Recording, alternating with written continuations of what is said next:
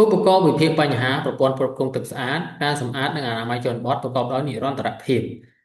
គុណសម្បត្តិនិងគុណវិបត្តិនៃការផ្តល់សេវាទឹកស្អាតការសម្អាតនិងអនាម័យជនបទតាមរយៈការពង្រឹងប្រព័ន្ធនិងផ្តល់សេវាដោយផ្ទាល់ដល់សហគមន៍សូមអាននៅគោលគំនិតខាងក្រោម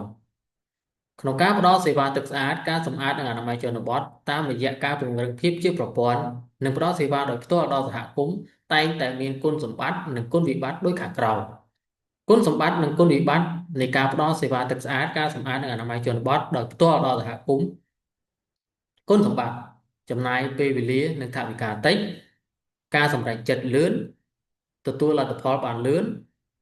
មានភាពងាយស្រួលមិនមាននីតិវិធីច្រើនសម្រេចតាមផែនការគុណវិបត្តិខ្វះការទំនាក់ទំនងមានបញ្ហាច្រើនមិនមាននិរន្តរភាពងាយក្នុងការបាត់បង់មិនមានក្រុមការងារច្បាស់លាស់មិនមានការដឹងឮពីអាជ្ញាធរមិនមាន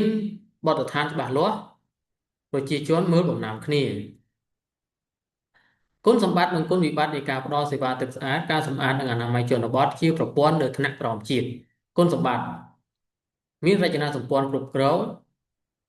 មានការទទួលខុសត្រូវរបស់អ្នកពាក់ព័ន្ធមានគោលការណ៍ណែនាំមានសមត្ថភាពអនុវត្តការងារការអនុវត្តមានប្រសិទ្ធភាពមានផែនការមាននិរន្តរភាពមានការត្រួតពិនិត្យតាមដាននិងវិតម្លៃគុណវិបត្តិអនុវត្តប្រើរយៈពេលយូរបែបបទរដ្ឋបាលច្រើន